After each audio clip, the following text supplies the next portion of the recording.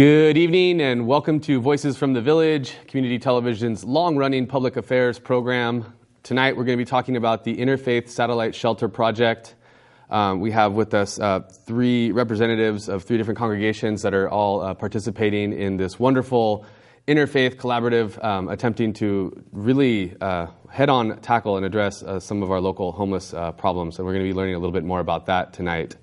I am, of course, your host, Sandino Gomez, and I'll be guiding this conversation tonight. But before we cut to our kind of interviews that we're going to share with some of the participants of the project, I'd like to introduce, right across the table from me, we have Richard Enriquez, and he's representing the Calvary Episcopal Church vestry member. He is as well. Right? Did I get that right? Correct. Thank you. I have horrible pronunciation. You have to excuse me. Welcome, Richard. Thank you for being here. It's a pleasure. Yeah.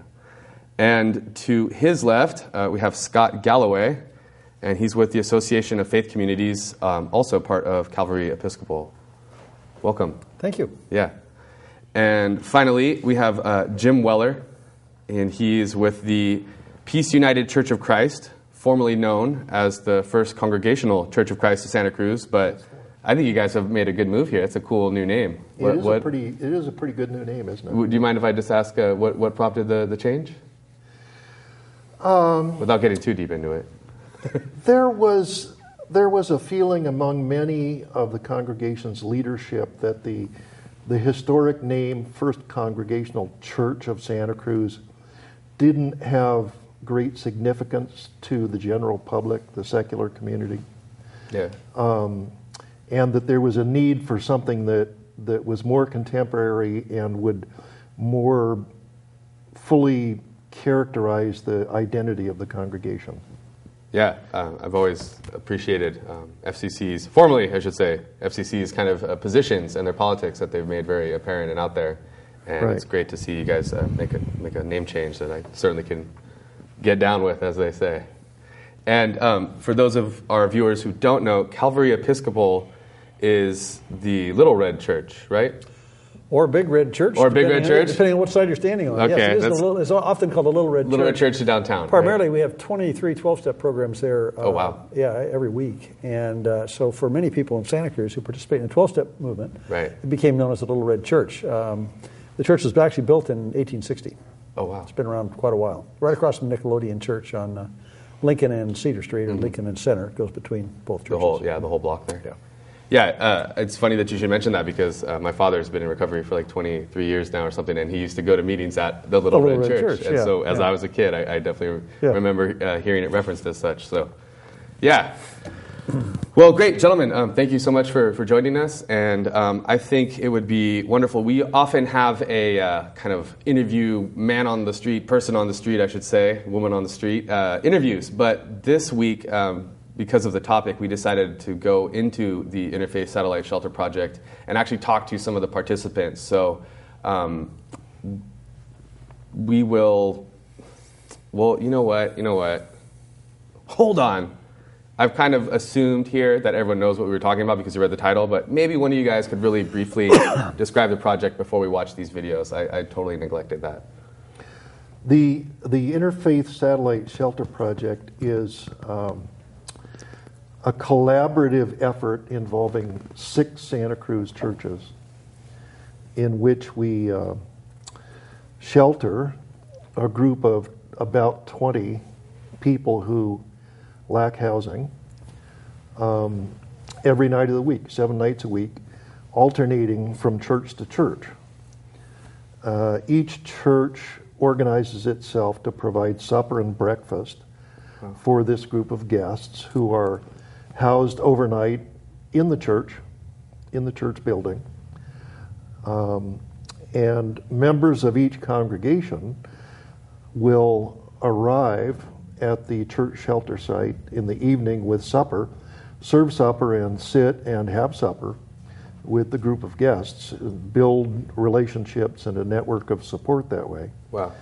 And over time, a very uplifting set of interpersonal relationships develops. involving these guests and church members at 6 different churches. So it's a very supportive and uplifting kind of a project. If I could be so bold as to say, and I know like obviously these churches and congregations have their communities already, but it sounds like a real great effort to build that community beyond the congregations, individual congregations, and to really spread that to some of our most vulnerable and impoverished citizens. So, right, that's the idea. Yeah, not just social services, but an actual attempt to build community. That sounds really cool. So thank you, Jim. Now that we've actually introduced this thing, why don't we cut to the video of some of our participants in the Interfaith Satellite Shelter Project. This is Voices in the Village. We'll be right back after these interviews.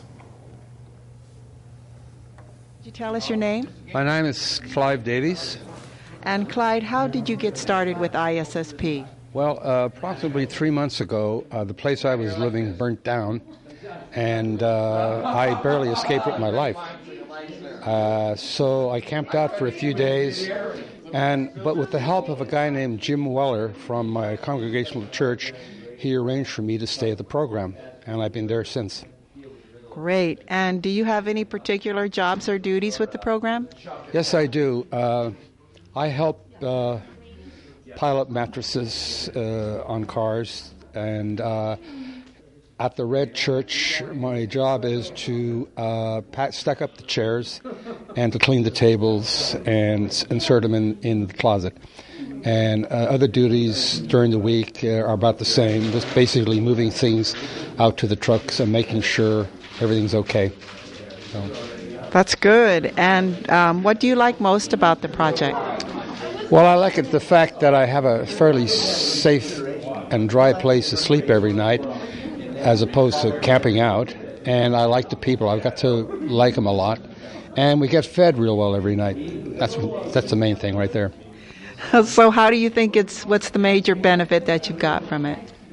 The benefit is I get to be with people I enjoy. I know there's a place I can stay every night. And I'm very grateful for that. Thank you very much for interviewing. All right, could you tell us your name? Yes, my name is Alfred Anthony.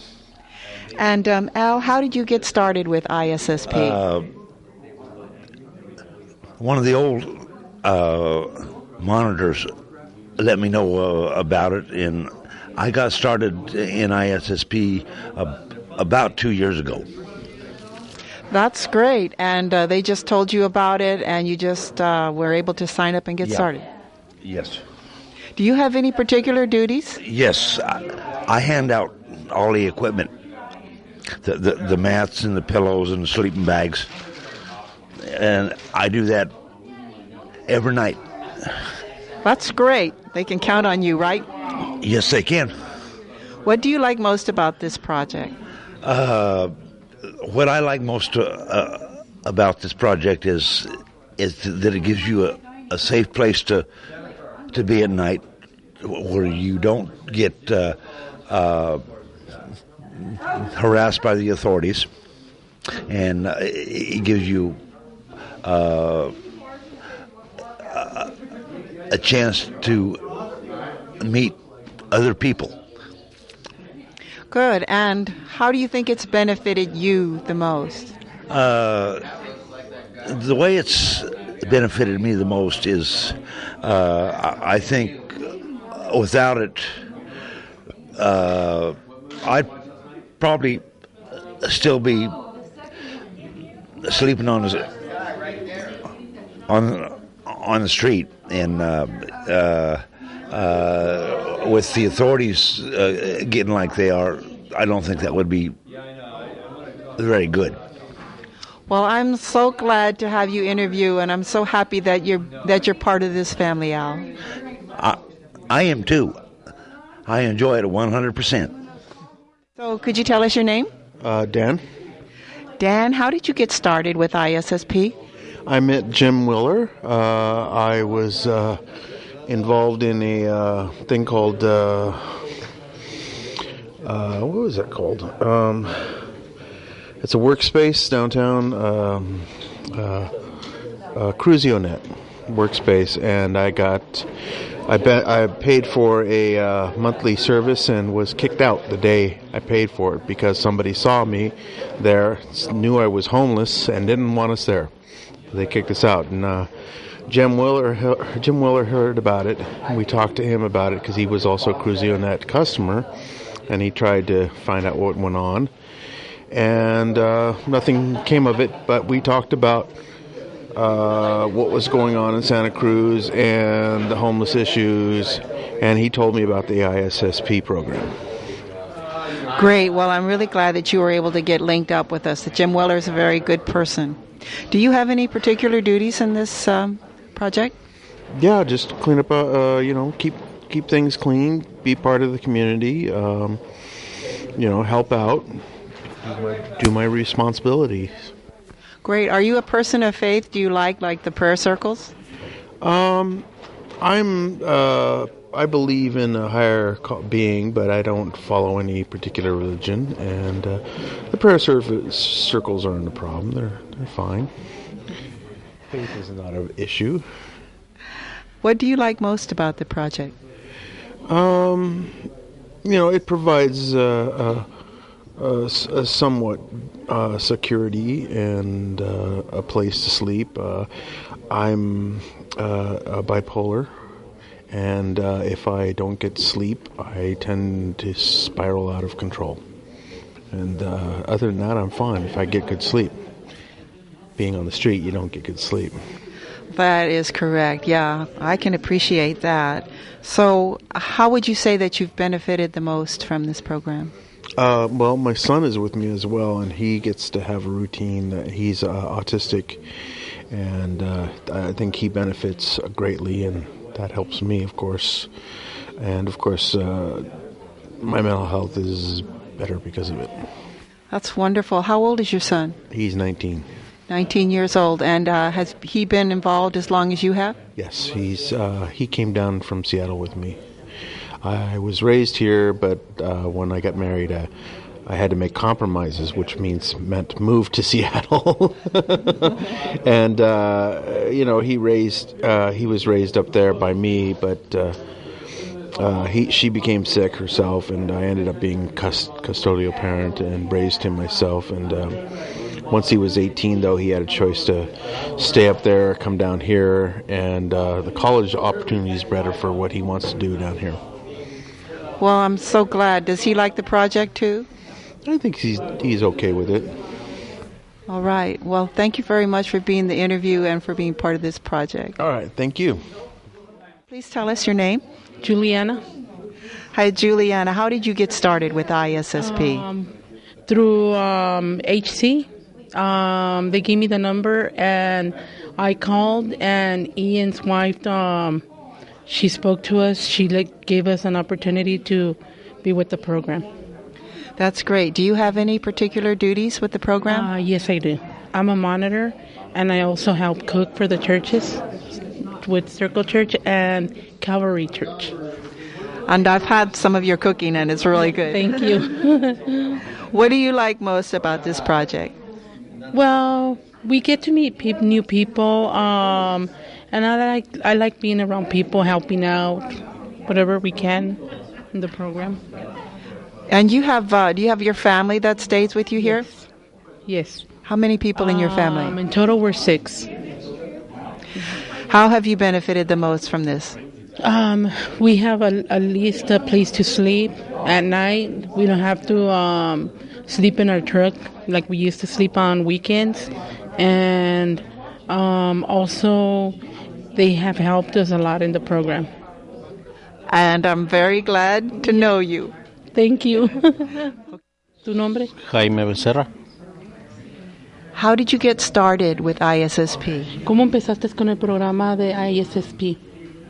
Pues empezamos que no teníamos dónde dormir y fuimos para que nos dieran oportunidad de quedarnos una noche y fue como empezamos a estar ahí en el programa.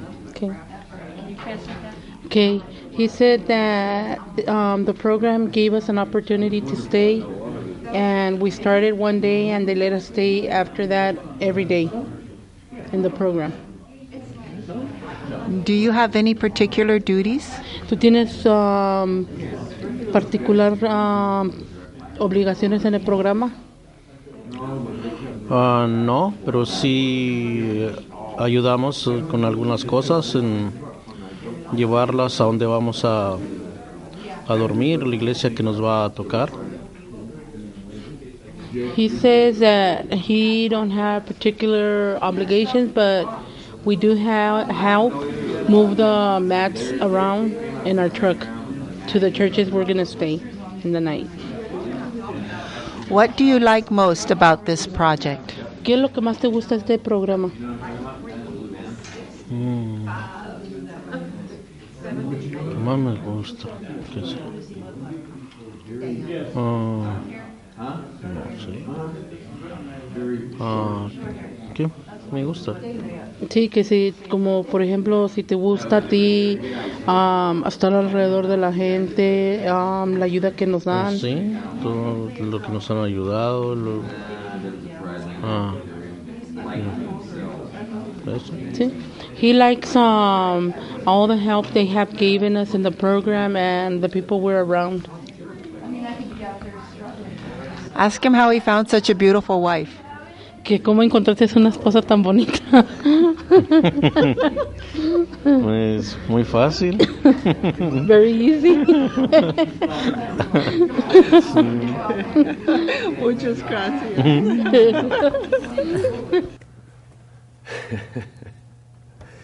There you go, some of the faces and names of our local homeless population. Something that really struck me was the gentleman, I believe his name was Dan, that just said he really just needed sleep and a safe place to sleep, and that if he just has a safe place to sleep, he's fine. And you know, these other a lot of you know, the homeless population finds themselves with a lot of various problems that could help, you know, continue their condition, but certainly it sounds like such a simple one. It's just a safe place to sleep. Any other reactions that you guys had, or anything you want to say about the interview? Where was that conducted at? Do you guys remember which church that was? It was in the basement at Holy Cross Church. Okay. Where the group stays on Thursday evenings. Okay. Up on Mission Street. On there? High Street. Yeah, High Street. Yeah.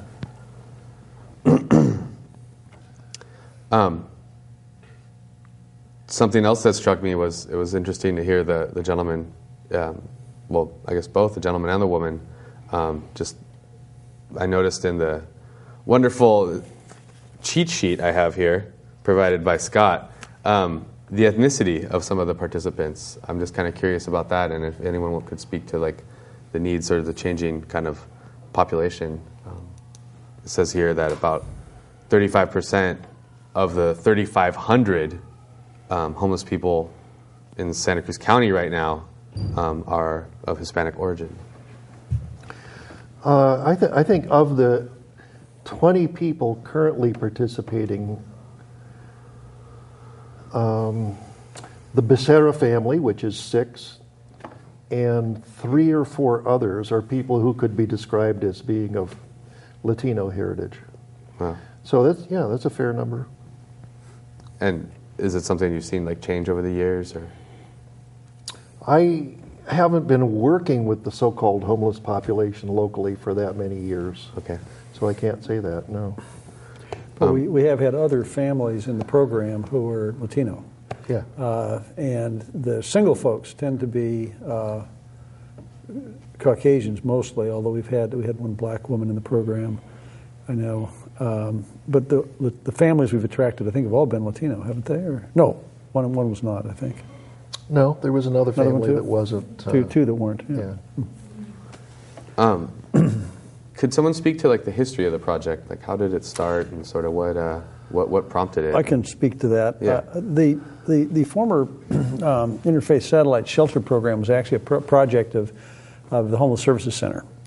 And funding for transportation ended. In those days, people would gather at the Homeless Services Center and be shuttled out by bus to various congregations. And there was a large number of churches participating, but the churches didn't really, they just had to make the space available. The program came with monitors, came with monitors for the program, and the bedding came with them and so forth.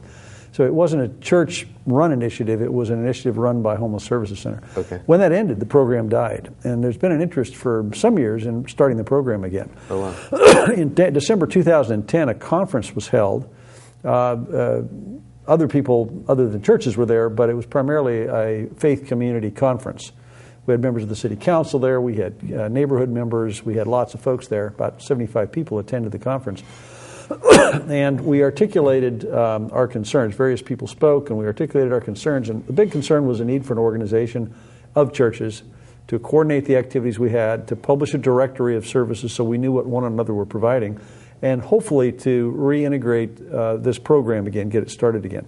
So the Association of Faith Communities formed then in early 2011. And our first task, and Jim was involved in that also, was to create an online directory, which we have. And the next thing we did was to actually start the ISSP program.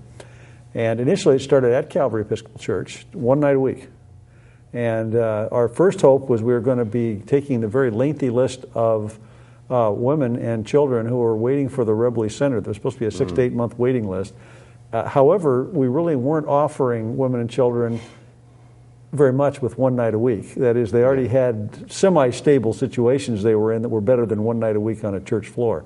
So we broadened the criteria, and as we did, more churches came in. I think First Congregational was the first church to come in with us on that, and then that gradually grew to Circle Church, Trinity Presbyterian, Holy Cross, United Methodist. Who did I leave out? There's 6 anyway. Yeah, I think you got them all. Got them all. And Circle Church does 2 nights a week. The rest of us each do 1. So that's how the program went. As the program grew, it got more complex, and we started realizing we needed to have some part-time managers to actually run the program. We had people doing it, and they were doing it self-sacrificially, but it became an occupation. Right. And it became unreasonable to expect them to do this 7 nights a week without some compensation. So we set up a compensation system, and Jim came in as our administrator. Now the program is pretty much run by the sponsors group, which is a subgroup of the AFC, really. It's a group of 6 churches, the 6 churches that actually run the program.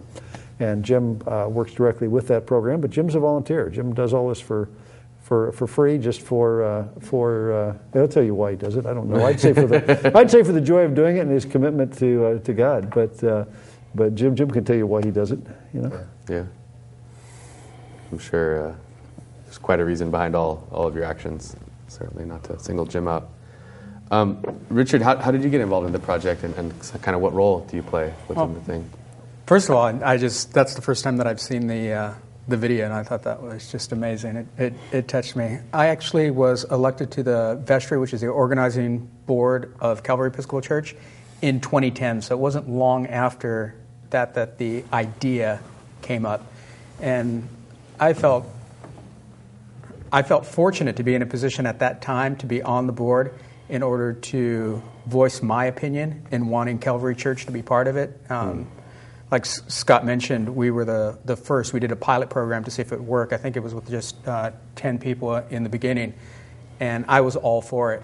I have a personal reason for it. I spent 2 years homeless. Wow. So when the idea came up that we could actually do a small part in getting people, even if it's just for one night, off the street, I was all for it. I thought, terrific, let's go for this. The people who have actually championed this and made it a 7-night-a-week program, I'm just amazed by. Given the opportunity, they ran with it, organized it, and now 20 people are able to be sheltered every night. And just as the video was showing, it's amazing. I think if you haven't had the experience of being homeless, you don't know exactly what that means to the individuals who have the opportunity to get off the street. It's easy to sit by and say, oh, that's a project that lets people sleep at church. But for the people who actually have that opportunity, it's life-changing. Yeah. And it can help them change their own lives, certainly. Absolutely. Like you really need a stable base of operations to make big moves. And I mean, I've certainly had a lot of friends growing up in this town. I've had a lot of friends, and just not so much family, but mostly friends and people I would consider family that have gone through a lot of tough times. And I just know how stressful it can be, and just the kind of cumulative effects of trying to survive in a town that is quite often not that friendly towards the homeless population in general. Something else that struck me, and I'm just curious how this is played out inside the project. I was looking at the executive summary from the Santa Cruz County Homelessness Census and Survey, and it says that 72% of our homeless population are people from the area. And I think there's this mythos that, there's the service mooches that come from all across the world to get our great services. And, why wouldn't they come to Santa Cruz if they can crash on these church floors? I mean, could you guys speak to some of the local, like who is in this program really? I mean, well, I can talk about that. We seems like people you meet. Yeah, at least a couple folks. That's great that you're recruiting like that. I have lots of contacts in different ways with so-called homeless people in Santa Cruz, and the result of that has been inviting a couple of likely candidates to join the project. But we have very clear criteria for selecting the people who participate in our project, and we do select them. They participate by invitation, each of them. Because we are a church project and our churches are embedded in neighborhoods, we're very concerned that we should have a project that is safe and non-disruptive and not threatening to anyone in the neighborhood. So we're careful to select people. Well, first we try to select people who are the most vulnerable on the street. So that turns out to be people who are older for the most part. Most of our participants are over 50. Also people who have some sort of disability or another, we look for that. And in addition to that, we want people who we feel are capable of cooperating together in an intentional community. Because this group is very much self-regulating, and we rely on them to take care of themselves for the most part. Yeah. So that's kind of how the selection process goes. Many people come to us and ask to participate, and we have to select from that large number the group of people who we think will do well. As far as so-called transients, you hear the word transients all the time. I really dislike that term. It very much creates an other. Because transients could include all the tourists too. I mean, think about the transient occupancy tax. That's a big source of public revenue. Yeah. But those transients aren't the transients that people are thinking of when they demonize transients. Right. It's true, there are people who drift in and out of Santa Cruz. It's been that way for decades. Santa Cruz is an attractive place for people to come for a while and visit. Certainly. And it's the same for impoverished people who have no visible means of support as it is for a well-to-do tourist. They want to come here for the same reasons. Yeah. But as you said, 72% of those who are homeless were here before they were homeless. Right. And if you also notice, the population is very young on the average. The younger homeless population is certainly very present. But what a lot of people don't understand is a lot of the folks who are homeless were foster children here before. At 18, the foster help ends. And in most cases, those children who arrive at the age of 18 are out on the street and with no visible means of support. So there's a big drain there that's happening onto the street from people that were housed through the foster youth program. The other statistic that's very interesting is almost 1,000, 980 some I think, of the folks that are homelessness community are chronically homeless. That means they've been homeless for more than a year or have been homeless 4 times in a given period of time. These are federal definitions. And that's a big population, and those folks tend to be the most vulnerable and the most costly folks. In other words, they're the folks that have chronic conditions that land them in the hospital. They're the folks that get incarcerated periodically for substance abuse issues. And so these are a target area really for a lot of programs. The 180 program, which is a program in Santa Cruz, is working on the most vulnerable folks. And I think to some degree our program, although we don't say it overtly, we wind up with a lot of folks who have disabilities who would really be in great jeopardy on the street. They're not the people you say, hey, get a job. You know, these are folks who aren't going to be able to get a job or hold a job because of physical disabilities. We had one woman in the program, as an example, who had both diabetes and congestive heart failure. Wow. And you know, had a working career, but found herself in a position where she was disabled. She now has housing, permanent housing. So you have to look at this program as transitional. But we're talking 20 people out of 3,500 people, only 18% of which are actually housed in shelters or transitional housing. There's a huge population out there. So one of our hopes at the AFC is to get 7 more churches or 6 more churches to take 7 more nights and expand this program beyond just the churches in downtown Santa Cruz and the environment to Live Oak, Capitola, Aptos, and so forth. So. I'm just thinking there's been a lot of talk in Watsonville around like the levee population, yes, and just sort of the problems that, you know, having people living along the river can generate, right? Both for the people in those conditions and also for the town itself, and sort of a lose-lose as it's structured now. Yeah, absolutely. I think the problem is a lot larger than what we're able to address. I mean, I'm glad that we're able to do something in order to have even a small impact on it, but it's definitely a larger problem. Countywide. I would want to make sure that we don't, I mean, I know it's easy and it's probably human nature to take and dissect populations. So, and I know that it's one of the sticking points that I always hear about who comes in for services and who is native to Santa Cruz County. Right.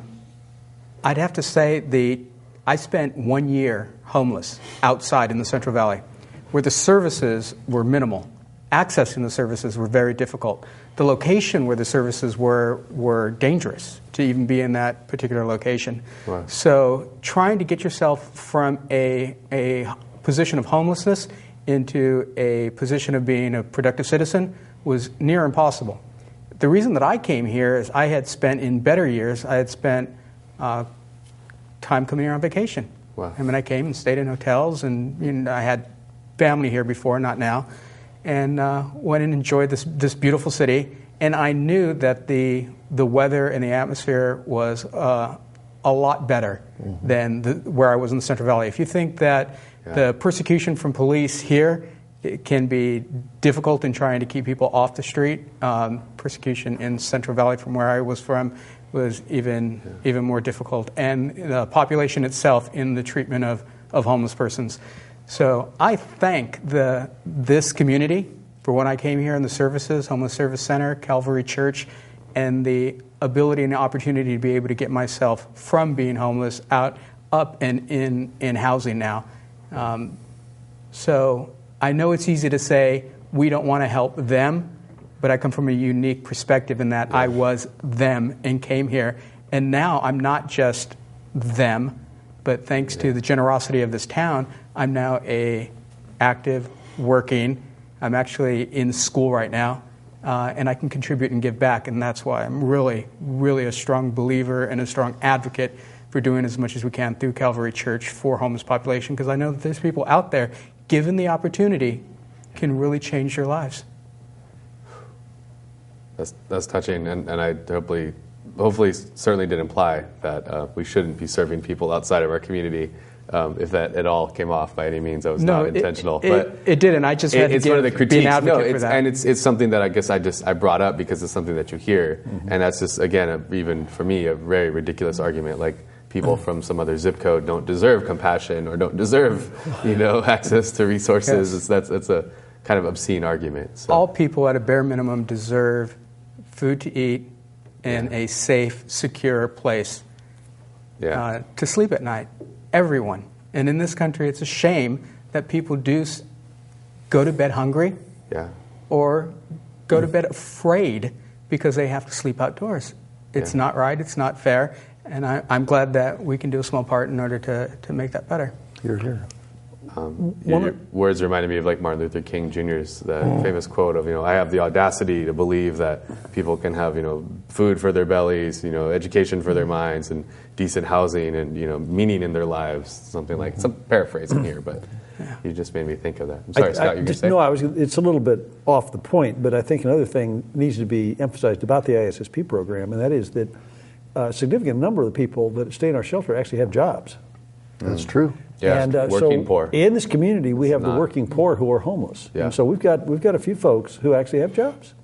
Yeah. And but living on the street and trying to get clean, clean in this case, get clean clothes, shower, get your outfit on, get to work on time, is almost impossible. Yeah. So what our shelter does offer is of a more stable temporary housing situation while folks progress far enough in their job to be able to get a first month, last month deposit on an apartment and then move on. Right. Yeah, I think I'm certainly proud to be from Santa Cruz and such a compassionate kind of community overall. That we have our problems certainly, but it's really heartening to hear your story, Richard, and to think. I have family out in Kerman and Fresno and Clovis area, so I kind of just followed a little bit of the politics around like the Fresno PD and the Fresno city government just destroying people's belongings, and the court case that really, I can't remember the specific details, but I know there's a huge settlement or maybe negotiation around that. Yeah.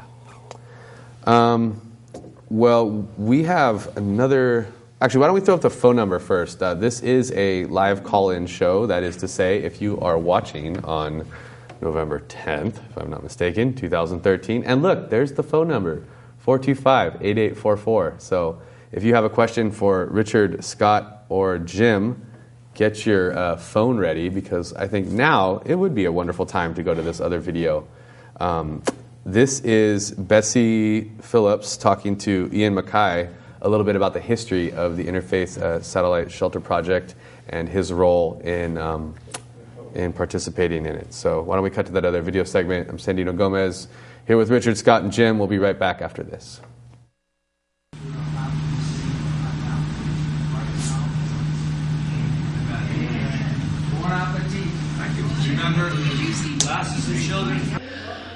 Hello, here we are at Holy Cross High School with the Interfaith Satellite Shelter Program, and I'm interviewing Ian Mackay, the heart and soul of this project, about how it has helped so many people find shelter over the last few years. So Ian, first I want to say thank you for being part of this project. Thank you very, very much for having me, and hopefully I can bring enough information to the public, better understanding of what we do and who we are. All right. Could you explain briefly how ISSP works? The ISSP is basically made up of a number of churches within the county. Each church has a representative on a board that directs the program, and then there's one representative from the established churches that I basically appear before to give information in regards to how the ISSP is functioning on a day-to-day basis.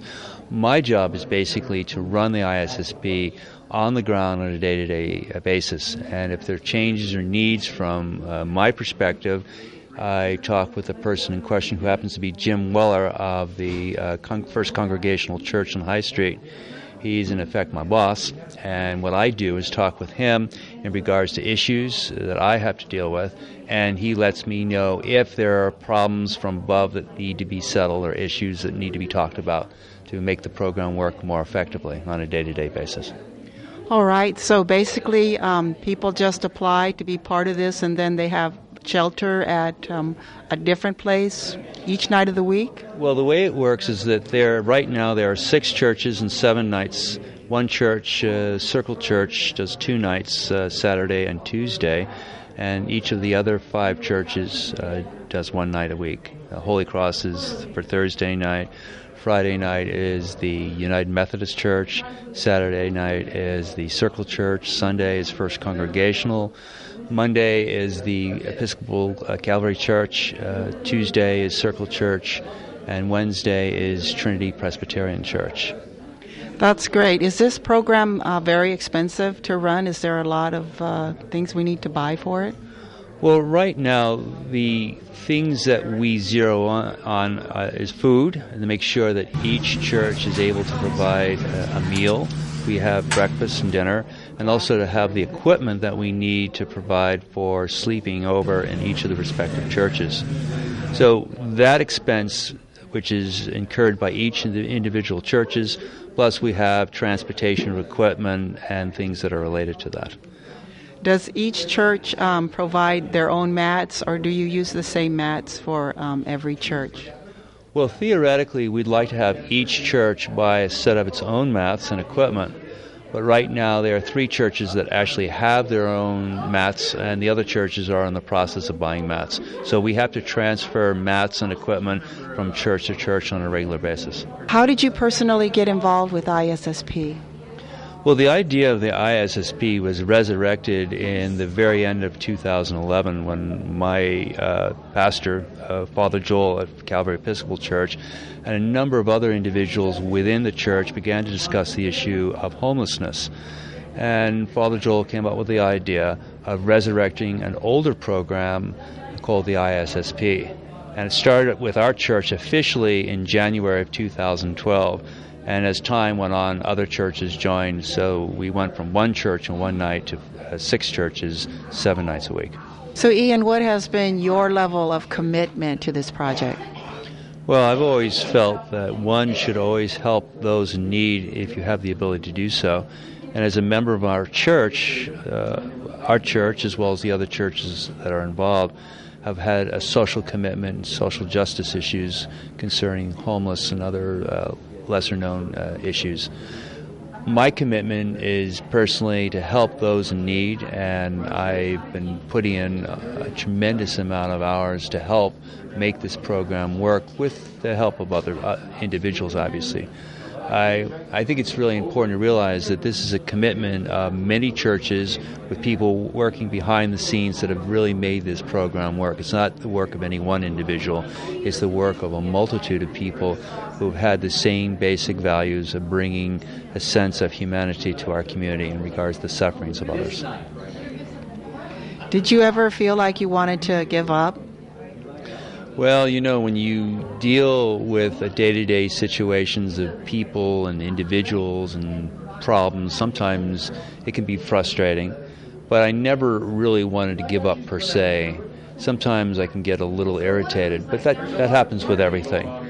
But the most important thing is to always realize that nothing is perfect and you have to work with what you have to work with. And if you have that as a goal in the long run of maintaining a program, it works. It's just a matter of your commitment. And I have very strong commitment to this. How did you build morale and self-esteem within this group? Well, this group is run a little bit differently than the other shelters. Most shelters have a top-to-bottom management program. So the people come into the program, they're just given their equipment and food, and they're told to go to bed and that kind of thing. What I wanted to do from the very, very beginning, with the help and support of the different churches in administering this program, is to empower the people in the program to run it themselves. In other words, I have 2 or more monitors that run the program at night that are picked from the people in the program. I have one person who works in the kitchen and does all of the kitchen work. I have one person who administers all the equipment. I have one person who specializes in packing the equipment. So, and this is rotated. It's not just one person does the same thing. We rotate it so that everybody who wants to, and most people do, can get directly involved. If I ask people to stay after to pack equipment, everybody stays after and packs equipment. The only exception to that is if someone has a paid job or if they have to go to the hospital or something along those lines. What I want is to have people be empowered by becoming proactive and working together as a team. That gives self-esteem, gives a sense of accomplishment. And if people feel comfortable in living in quarters that are close together, as we are in most situations, there's more of a tendency that they'll have a greater self-esteem for themselves to go out into the real world and perhaps find employment or housing on their own or such. I just noticed that everybody got together for a prayer circle and said a prayer together. Does that happen every night at every shelter? Yes, at every shelter prior to a meal, we form a circle and we have one minister, or if a minister is not there, I execute the prayer for the group, and everybody participates. How do you think this project could be expanded? Well, right now we have 7 churches for 7 nights.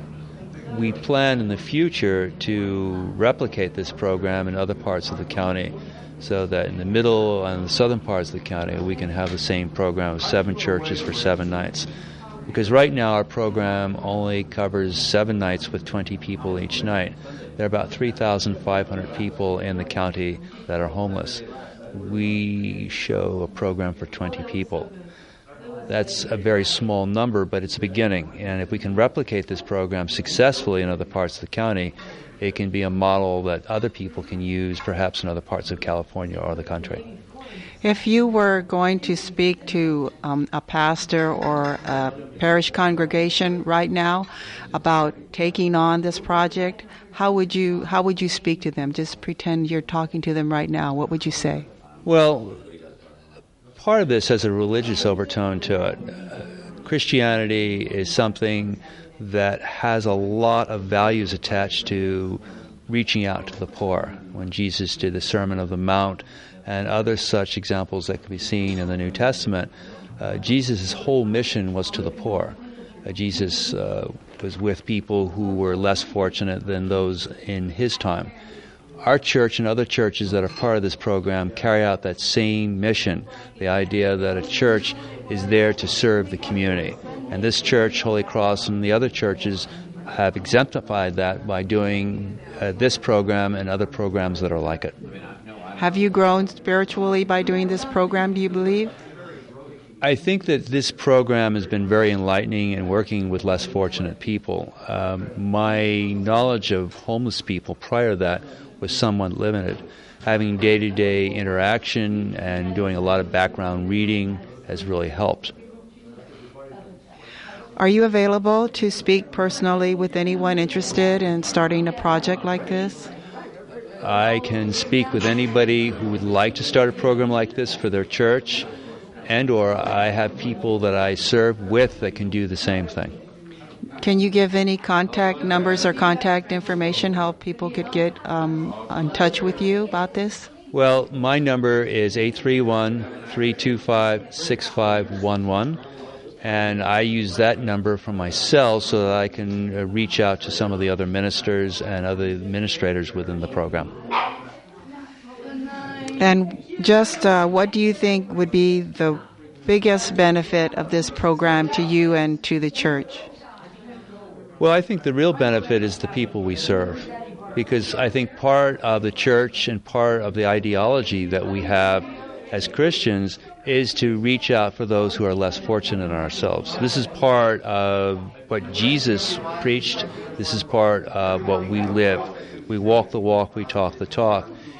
If you have a church that preaches something but doesn't follow through with its values beyond its doors, that causes a lot of issues morally and ethically, not only within a congregation, but people looking from the outside in. Happy birthday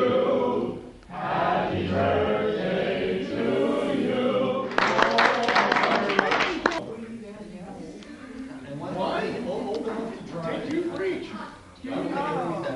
We just sang happy birthday to Jeff. So happy birthday, Jeff. Thank you very much. Okay, so thank you, Ian, very much, and I hope that people will be inspired to move in this direction. I think it's a great direction, and I thank you personally for everything that you've done to help this project be successful. Well, thank you very, very much, and hopefully when people see this video, they'll be inspired to become more proactive, not only through their churches, but through other avenues to help reduce some of the social ills at hand, including homelessness as well as other issues. Thank you. Super cool. That was Ian Mackay there talking about his role and some of the kind of facts on the ground of the Interfaith Satellite Shelter Project. You guys know Ian? I'm assuming. Of course we know obviously. Ian. He's you're his boss. Yes. Ian Even though serves we don't on like those word. Ian serves on the vestry of Calvary Episcopal Church along with Richard. So Okay. he's actually a member of the board at Okay. Calvary. Cool. And Ian actually works for Calvary Episcopal Church. His day job is as sexton there, for the which is church. a custodian. Okay. Ian's a great guy. He has a big heart and he works really hard. Cool. So I like him a lot. Seemed like it. Yeah. I thought that was a great thing if the juxtaposition between, if you can imagine, without that program, the people that are participating in it would typically be spending the night trying to find someplace dry or warm to huddle. They'd be worrying the entire night whether or not the police was going to come by and tell them to move along, as if you had a place to move along to. Or any of citizenry who aren't necessarily that approving of being homeless, as if it was their decision to be that way. And here we just saw an amazing community of people who have the opportunity to get together and celebrate a birthday and eat food and come together in community and be normal. Just be normal together. Yeah. Something we take for granted. And I thought that was moving. I loved it. I believe it. Yeah, I mean, I've just always had a problem with the Santa Cruz sleeping ban, the kind of city ordinance that says people can't cover up with a blanket or just seek a safe place to shelter themselves. It just seems so absurd because there is nowhere else to go. Like, there's clearly not enough beds for this huge population, and what do we expect? It's like it makes compliance impossible. I mean, sleep is a human right. Like, they biologically need it or they go crazy, and it's just. We're not making it any easier for them as a town or as a society, and I think that's really frustrating. Well, I don't want to sound too political, but what other class of people would it be okay to treat that way? Yeah. And the answer would be none. Yeah. None. This country's come out of discrimination against most groups. We've had the civil rights legislation, we've had the Americans with Disabilities Act, but still, we treat the homeless population as if somehow they're second-class citizens. Yeah. And the letters to the editor day after day after day that tend to imply that these folks are all from out of town, that they all just need to get to grow up, as one article or one letter said, I think this morning or yesterday, they need to grow up, or that they need to get a job. And which many of them actually already have. Some of them still can't afford the rent here. Some of them already have jobs. Rich was That's saying exactly during the the video. problem. Yeah. Absolutely. It's insane. And I think it just speaks to the poverty in this country. You know, we declared war on poverty, and yet all we got left with is a war on the poor instead of the concept of poverty. It seems like most of our policies just tend to attack and blame poor people for being poor the overarching problem really is one of poverty. Yeah. Homelessness, so-called, is an effect of impoverishment, which is widespread in this country, everywhere in this country, and it's growing rapidly. Right. So I think it's really important to realize that we're dealing with a poverty problem. Yeah. And that impoverishment has many different manifestations, psychosocial effects, including people lacking housing. Right. And there's some complexity to that. As we saw in the video, there are people that are suffering from mental illness and substance abuse that rather than leaving on the street, which doesn't solve anything, you saw the gentleman who has bipolar or his son who has autism. I mean, in both of those cases, having structure in your life is advantageous to getting healthy and to living a good life. And being on the street is absolutely the worst thing that could happen for that particular population. Yeah. And to say to those people, you have a mental illness, which may or may not make it difficult for you to have employment anyway, especially in an atmosphere of high employment where employers can pick and choose people who they want, and the last that are going to get chosen are people with mental illness, then there are no alternative choices for them. Yeah. We only got about 2 minutes left, and I want to get to a very important question, which is, how can people help this project? Where should they direct their donations, or where can they get in contact with the Interfaith Satellite Shelter Project? Well, we're always in need of monetary donations. We do have operating expenses. They run about $25,000 a year for the project as it's presently constituted. Most of that is wages for our shelter managers. You met one of them, Ian Mackay. There's another one, Thomas Miller. So we're in need of donations. Those can be directed now to Calvary Episcopal Church, which is acting as the fiscal agent for the group of churches. Okay. And we're also in need of donations of service. People who are interested in preparing supper and serving it at any one of the church locations are also very much welcomed. We're in need of that too. And I understand there's a benefit coming up. If we could get those titles up on the screen, please. Can you tell us about that, Richard? Yes, on November 21st, we're having a fundraiser. It's at Santa Cruz Mountain Brewery Tap Room. So go, have a beer. We get $1 for every beer purchased. Will go to the ISSP to support that. So Great. November 21st, all day. Go have a beer. It's part of for the cause. It's part of the regular Thank You Thursday program at Santa Cruz Mountain Brewery. If you don't know where that is, that's out by Kelly's Bakery. It's out on Ingalls Street. Ingalls, Cross Street, Swift. They do a lot of great work. A lot of great nonprofits get every Thursday. Every Thursday you can drink there's for the cause. a deal for a nonprofit out there, yes. And That's so awesome. our Thursday is the 21st of November. Never like to encourage people to drink too much beer. Not but excessive. Just have one beer, you know? November 21st is my birthday, and I don't drink anymore, so go have a drink for me. Sounds great, guys. Well, Richard, Scott, Jim, thank you all so much for coming on the show and Can talking we give you a about phone number, too? Yeah, absolutely. Yeah, Calvary Episcopal Church's phone number is 423-8787. And if people want to talk to somebody about the program, they can call there and speak to either Nicole or Father Joel Miller in the office, and then one of us will get back to them if you want to leave a message there. Ian gave his number, of course, but if you want to get more information on where to send donations or how to get involved in helping the program, or if you're a pastor or a church member who wants your church to consider this, we'd be happy to come out. We have a whole speakers bureau that will come out and talk to them.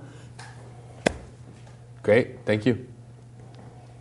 Have a great night, Santa Cruz. Hope you all stay safe, sheltered, and healthy in this crazy world we live in. Have a good night.